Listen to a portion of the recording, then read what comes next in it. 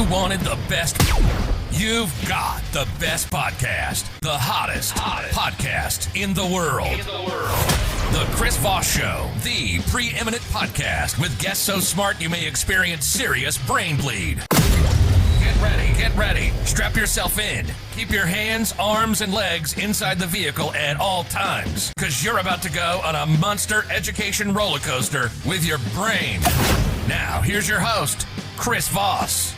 Hi, folks. Chris Voss here from the ChrisVossShow.com, the ChrisVossShow.com. Hey, we're coming here with a great podcast. We certainly appreciate you guys tuning in. Thanks for being here. Of course, we always have the most amazing authors. If you get a chance, go to the ChrisVossShow.com. Go to YouTube.com/Chris Voss. Go to all the different platforms we have and different groups we have on Facebook, LinkedIn, Twitter, Instagram, all those different places where you can see all the brilliant authors we have on the show. You can go to our Goodreads at goodreads.com/Chris Voss. See what we're reading and reviewing over there as well. Today we have an amazing author. It just amazes me every time. We come on the show. I come on the show every day, sometimes twice a day, and they go, there's another amazing author on the show that's brilliant and written this beautiful piece of work, and you're going to get a chance to get front row to ask this person questions, find out the brilliance in their book, and learn so much and make your life and your mind expand. She is the author of the new book that's coming out July 1st. So you still have the ability to jump in, pre-order this baby so that you can be the first one on your blog to say you read it. You can be like, tell your book clubs, I read the book first. Leonard, Marianne, and Me, Magical Summers on Hydra by Judy Scott. Judy is joining us today, and she's going to tell us about this wonderful book and document that she's put down as to her life and some of the other people's lives that are in it. She was born and raised in New Jersey. Judy Scott now lives in Los Angeles with her spouse, Monica. Scott worked for many years at the highest level of the independent film production and distribution business while raising her daughter, Tori. The project she was associated with garnered numerous awards, and in 2005, Scott helped launch the first ever LGBT cable TV network as Senior Acquisitions and Business Affairs Executive. Welcome to the show, Judy. How are you? I'm fine. Thank you very much. Awesome sauce. Awesome sauce. Give us your plugs so people can find you on the interwebs. Okay, I don't have a website. I'm on Facebook a lot and can be located there. The book is in pre-order on Amazon. It's also on all the Amazon sites in Europe, Germany, France, Italy, Australia, New Zealand, of course, England. And it's also on Barnes & Noble, their website.com. It's also on Target.com and on Walmart.com. And I like to encourage people, even though it counts a lot for me if they order on Amazon, but I really support local bookstores, and I like to encourage people, if they do patronize a bookstore, they will order it for you, and local bookstores are really hurting, so I like to give them a plug as well.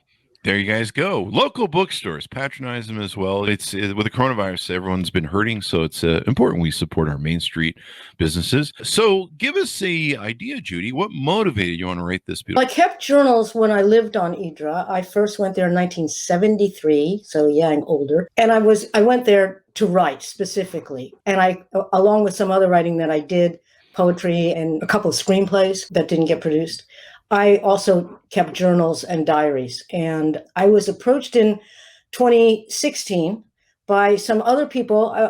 Hydra, first of all, when you live there, it's called Hydra, which is the pronunciation that differentiates us from the tourists, because the tourists always say Hydra. But I was approached by some of the other expats.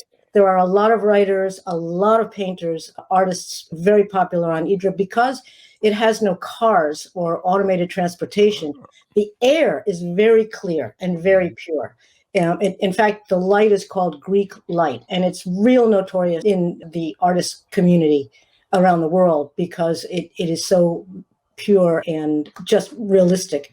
Anyway, so I was approached by some of the other writers who were putting together a compendium of stories, of recollections, of memoirs. And they asked me if I would contribute. They knew that I had one. And before I decided whether I was going to do that, when I first met Leonard Cohen, and Leonard Cohen, who was probably best known for Hallelujah, but also for Bird on a Wire and Suzanne and several other folk songs that became very popular in the late 60s, early 70s.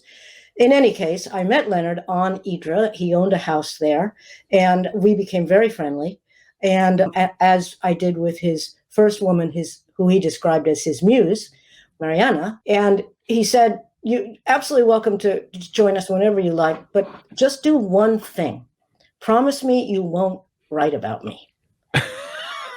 And I said, "Okay, I will do that." And when I was approached by this author, Kevin McGrath, he teaches at Harvard, to contribute to what he was putting together, I thought, I've always stayed in touch with Leonard loosely. I've got to let him know that I might be doing this. And I sent him an email. Mm-hmm. I explained what was proposed. And I said, "You were so kind to me, and you told me not to write about you. And for 35 years, I haven't done that. But I would seek your permission if you have time to just look at this." And I sent him the manuscript. It was about 100 pages at that point. And I was astonished and so edified. The next day, he wrote me back email and said, "Dear Judy, thank you so much for sharing this very fine piece of work, for which I have no objections whatsoever." Oh, wow. So I have to say, it was really so poignant to see some of our old friends, because I talked about other people on the island. And I really admire the honesty and detail of the work. I thought, I might have something here and something that I might want to do something with, more than just a contribution, 30 or 40 pages. So I started working on it. I was fortunate enough to get an agent, a literary agent, like Gousset, and who also lives the summers on Hydra. And we went shopping. It probably went through, as all books do, 5 or 6 different editions, editorial comments, editorial changes. But we finally got it sold to Backbeat Books, and it will be out July 1st. Yeah, and Backbeat is a label of Rowman and Littlefield, which is the largest independent book distributor in the country. And you got it out and told your story. Yes, and so now it's actually, look, I have a copy of it. The other edition. So yeah, it's gotten some very good attention, so I'm really happy with it. That's exciting. Congratulations on the new book. Now, it's not a travel memoir per se, and it feels like there's characters in it. Can you tell us about the island? Give us a description of what it's like there. Sure. I actually have described Hydra, the island, as a character in the book, because there's a lot of information about it, history and the people, and the just incredible physical beauty of the place, and the fact that there's no cars. So it is actually a character in the book. I think that's why they put the picture on the cover. I had nothing to do with the cover, but it's a gorgeous cover. Oh, yeah. And I got there by sheer accident. I knew nothing about Leonard Cohen being there. I was a big fan of his already, but I was actually on my way with a group of travelers from youth hostels, college kids, on my way to Istanbul. And when we got to Athens, some of the others that I was traveling with said, "Let's just try and find one more island, Greek island, to visit before we go on to Turkey." And I said, "Okay, let's try and find something close by, because I don't want an overnight ferry ride again." And we went off to the Greek travel office, and they gave us brochures and said, "This is the one you really want. This is a beautiful island." Wow. And so it's 3 hours by ferry boat. So off we went for 3 nights. We booked 3 nights at a little pension on the harbor. And I was very lucky to run into a taverna where there was this party of foreigners. I thought they were all foreigners. One of them was a Greek man who is actually the person I dedicated the book to. Very good friend for life of mine. His name is George Leonards. He's passed on now. But he also was a very good friend of Leonard Cohen's. And he invited me to come and stay at his house. And I did. And the very day that I moved in, knock came at the door, and this lovely Norwegian woman came in to use the phone. George had the only phone on the island that was accessible to foreigners. And it turned out to be Mariana, who was Leonard's first really long-term, serious relationship. And he has described her many times as a muse. He has said she's given me many songs, and she did. So we chatted, and I told her I was on my way to Istanbul. And she said, no, you know what? This is a really special place, and you belong here. You should stay. And so I did. I told my friends, guess what? I'm not going to Istanbul. I almost titled the book, I Never Made It to Istanbul. I think this is brilliant. The serendipity of life is really interesting, how things turn out, and how sometimes we put ourselves in places or stretch ourselves a little bit to go to places maybe we aren't comfortable. Like you had plans to go in Istanbul, and you're like, let's try one more place. You could have been a stick in the mud and went, no, I have plans in Istanbul. We're going there. And you would have missed all the serendipity. And yeah, I've had so many of those moments in my life where I'm like, wow, if I hadn't pushed that door open and let whatever come to me, I would have never experienced some of the beautiful things. Sometimes one little moment has been a life. You can map the split, the fork in the road of my life that goes completely to a different place between the movement of one person's influence. When was the first time you visited the island? When was that? How old were you? It was in May of 1973. Wow. And you've been going there like ever since? Pretty much every 2 years or so. I was last there in 2019. Was going to go last year, but of course, no travel. Yeah, that was really sad. So is it a bit of an artist colony there? Oh, very much so. Very much so. There's a very famous, world famous artist named Bryce Marden who owns 3 houses there. New York Times listed him in the top 20 living masters. Oh, wow. And I knew him and I knew his wife, Helen, quite well. There's a number of other pretty notable artists. I have a little bit of an art collection from Hydra artists. Oh, wow. Because of the light and just because of the environment. It's a very peaceful environment, but it's also a very stimulating environment. So it covers all bases. That's one of the things I've always loved about Catalina Island. Now, there are cars on Catalina Island, but they're inherited cars. So it's really hard to just bring a car there. But there's a feel that I get at the island where people walk, and it's very personal. Is that the same sort of case with this island where people just maybe integrate better, or there's more of a human sort of aspect where people are really getting to know each other and interacting instead of like LA, just driving in a car on a freeway all the time? Right. No, I absolutely. I've been to Catalina twice. And there's a real resemblance. It's very intimate. Hydra only has about 3,000 people, and about 300 of them are foreign. Many of them live there year round. A lot of them just come for the summer and fall months. But it's a really nice community. Everybody's friendly. Everybody's accessible. Unlike some of the bigger islands like Mykonos and Santorini, which are totally promoted by hotels and tourists, Hydra has very few hotels. It has a lot of day boats, what we would call day boats, tour boats that come in. They do a 3-island chain, Hydra and Poros and Spiros, and then they leave. And so at night, it's really just the residents, very few permanent tourists or long-term tourists. And that makes it really a nice community. Wow, that's awesome. You get accepted into Leonard Cohen's family. You get to know all these people. That just must be surreal, maybe a little bit, huh? It was. At one point, Mariana said to me, it's not just a relationship between you and me. By the way, I'm gay. We did have an emotional relationship more than anything else. But you're like a member of the family. Her son, Axel, was 13 at the time and very close to Leonard. Leonard helped to raise him, sent him to schools, to Summerhill and to a very Swiss boarding school and bought him whatever he needed, whatever he wanted. So it was just the 4 of us. I would have dinner with him every night, spent a lot of time with Leonard. Just total fortunate that we sang together. I was always a good singer. At one point, Leonard said to me, Judy, you sing as good as any backup singer I've ever worked with, and I can send you to Clive Davis if you like. Oh. And to this day, I don't know why. I said, oh, no, that's okay, Leonard. I think I can make it on my own. Well, you know. I think partly it was because I have a really bad stage fright. Being in his room and what he has a writing studio, singing with him and one guitar was very comfortable to me. But doing an audition in front of Clive Davis, I think I would have just, fainted on the spot. Well, he is a renowned producer. Do you have a favorite Leonard Cohen song? One of my very favorites is not one of his big hits. It's a beautiful song, and it's called The Window. And the chorus lyric goes, oh, frozen love, oh, chosen love, oh, tangle of matter and ghost, oh, darling of angels, demons, and saints, and the whole broken-hearted host. gentle this soul.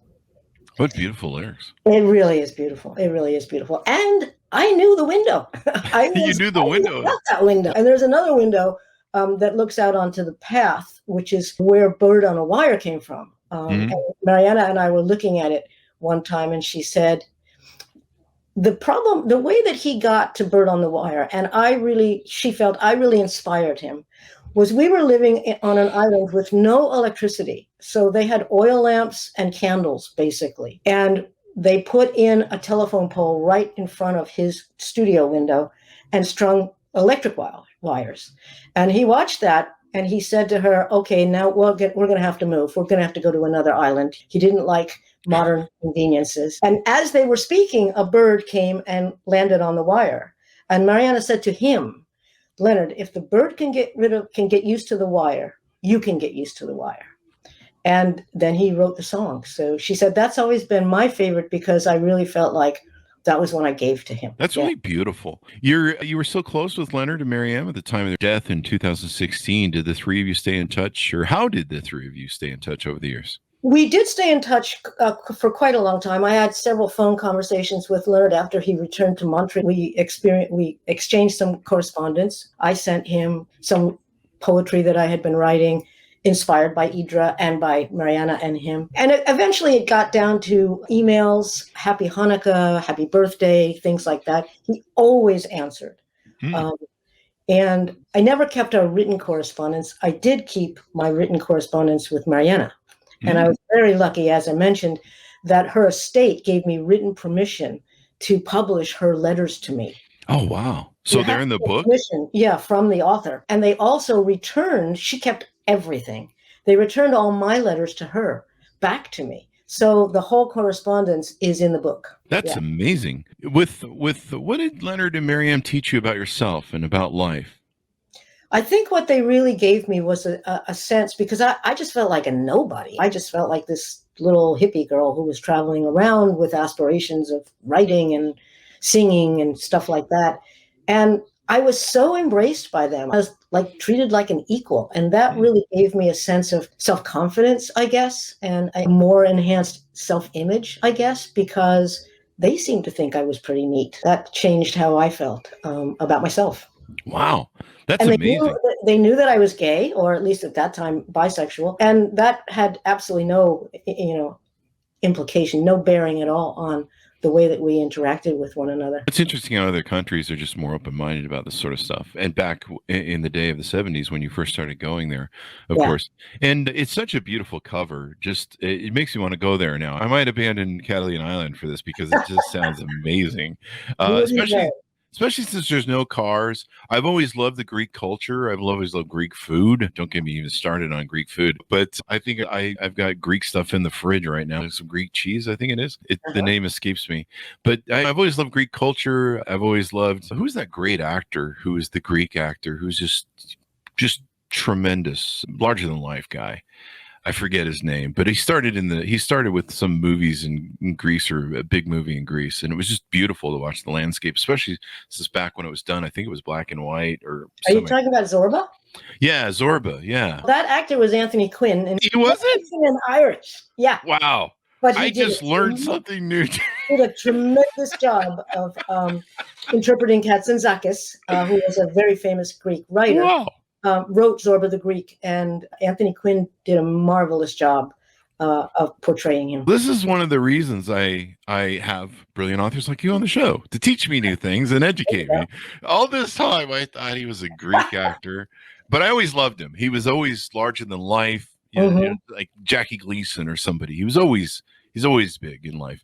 So this is really wonderful. Anything more you want to tease out on the book or offer readers? One of the things that I've gotten a lot of response to has been the lyric from Hallelujah. And I think that's the one that's most well known internationally, and even the younger people. I know that America's Got Talent finally took that song off their playlist because so many of the contestants used it. Like, okay, that's enough. We need new songs. Wow. It's just an incredible song to sing in that kind of venue where you're building and building to a big crescendo at the end. And And there are actually 2 books out just on Hallelujah. One is called The Holy and the Broken, which is a lyric. I forget the other one, but just on that song, because it has had such an amazing impact worldwide. So it's been covered by over 200 artists. Wow. And, I was looking through some of the correspondence when they returned it to me. In one of my letters to Mariana, I said, hair's getting really long here in LA, and I wish you were here to give me another haircut. And that made me remember when she did give me a haircut on Hydra and what she told me about Leonard, which references a lyric, a kind of mysterious lyric in Hallelujah. She told me that he would never let her cut his hair and always went to the Greek barber. And I said, why? You're a good beautician. And she said, he told me that his mother used to cut his hair when he was a kid, and he didn't like the way she did it. And so when he got older, he would try and run away, and she would take one of his father's neckties and tie him to a chair in their kitchen. Wow. And, yeah. And so the lyric goes, she tied me to a kitchen chair, she broke my throne, and she cut my hair, and from my lips she drew the hallelujah. And that's where I'm pretty sure that's where it came from. But nobody except her and me, I guess. That's amazing. And you have all these insights in the book as to some of the lyrics and life of him and all that sort of good stuff. That's just amazing. That's just amazing. Give us your plugs.com so people can look you up on the interwebs and where they can order the book. Okay. It's entitled Leonard, Marianne and Me, subtitled Magical Summers on Hydra. I've spent quite a few, and it is available in pre-order right now on Amazon. It's also available on all of the worldwide Amazon websites, France, Germany, New Zealand, England, and Australia, only in English language. And of course here, it's available on barnesandnoble.com. It's available on target.com and on walmart.com. And it comes out July 1st. There you go. This week. Yeah, it's really exciting. Yeah, order it up. Wow, it's July 1st already. Isn't that amazing? This year. Right. So let me ask you this one last question. If next time I go to Greece, is this the one place I should go first? I should skip everyone? Okay, absolutely. There you go. There you go. I mean Yoko Ono and John Lennon were there. Mrs. Kennedy Onassis was there. It is a little bit of a jet set island, but again, it's just because of its beauty and because of its atmosphere, it attracts everybody. Wow. I've got to definitely go check that out. So sorry, Catalina Holland, I may have to leave you for Hydra. Thank you, Judy, for spending time with us. We certainly appreciate it today. It's been wonderful to have you. Thank you very much. Thank you. Thanks, my audience, for tuning in. Go to youtube.com/Chris Voss. Hit that bell notification button. Go follow all of our groups on LinkedIn, Twitter, Instagram. We've got so many on Facebook. There's stuff everywhere. Go to goodreads.com/Chris Voss. Follow us over there. Refer the show to your friends, neighbors, relatives. If you haven't subscribed to it, go to thechrisvossshow.com. Thanks, my audience, for tuning in. Be good to each other, and we'll see you guys next time.